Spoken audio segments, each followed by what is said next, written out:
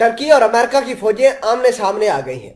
Turkey की फौज ने ऐलान किया है कि हम दोबारा अमेरिका की जो बेसिस है उनको निशाना बना सकती हैं। अहम बात यह भी है कि अमेरिका ने ऐलान किया है कि वो अपने दोस्त सीरियन कुर्द के साथ मिलकर दोबारा पेट्रोलिंग का आगाज कर चुके हैं। उन्होंने दोबारा जो है वो सीरियन कुर्दों को मदद से जो है वो पेट्रोलिंग बढ़ाना शुरू कर दी है, उनको दोबारा ट्रेनिंग करना शुरू कर दी है और उनको हथियार देना शुरू कर दिए। कुर्द जो है वो अमेरिका के तो दोस्त हैं, लेकिन कुर्द जो है वो टर्की के अंदर बड़ा बवाल मचाते हैं, टर्की से एक अलहदा मुल्क की डिमांड करते हैं।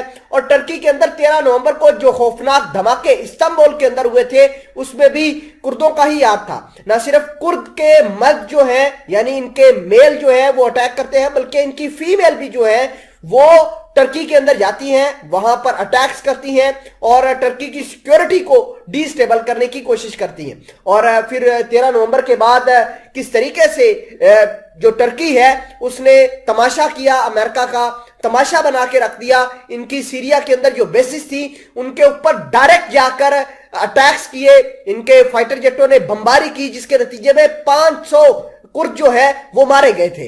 अहम बात यह है कि अब दोबारा अमेरिका ने अपने दोस्त कुर्दों के साथ मिलकर पेट्रोलिंग, इसके साथ ट्रेनिंग और बहुत सारे अहम चीजें जो हैं वो शुरू कर दी हैं और ऐन मुमकिन है कि टर्की दोबारा अमेरिका की बेसिस के ऊपर हमला करे।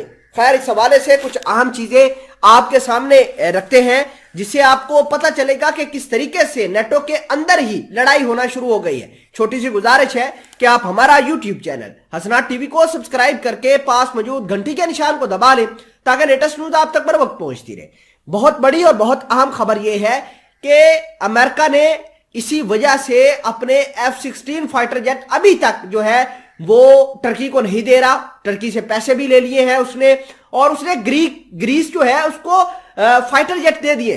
अब अमेरिका ने कुर्दों को ट्रेन करना शुरू कर दिया है, अमेरिका ने इनके साथ मिलिट्री ड्रिल का आगाज कर दिया है, जिसकी वजह से दोबारा एक खतरा मंडलाने लगा है।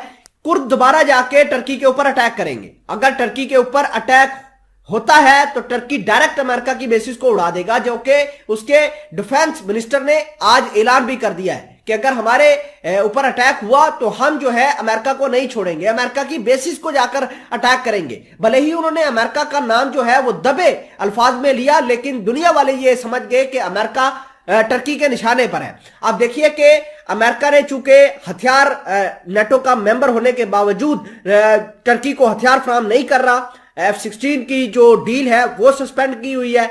इसी बीच टर्की ने एक ऐसा जंगी जहाज बनाया है जो बगैर पायलट के चलता है। आप अंदाजा कीजिए कि दुनिया के अंदर टर्की ने हथियारों के मामले को लेकर कितनी एडवांसमेंट की है। और टर्की यह भी चाहता है कि अमेरिका भले ही उसको हथियार न दे, लेकिन वो अमेरिका के हथियारों का वेट भी नहीं करेगा और खतरनाक लीथल हथियार बनाएगा। इससे पहले टर्की ने ऐलान किया है कि वो साल 2023 तक अपना 6th जनरेशन का फाइटर जेट TFX जो है वो बना डालेगा। और अभी अमेरिका के पास 5th जनरेशन के फाइटर जेट है और नेटो के पास 6ठी पीढ़ी का कोई फाइटर जेट ही नहीं है अपना।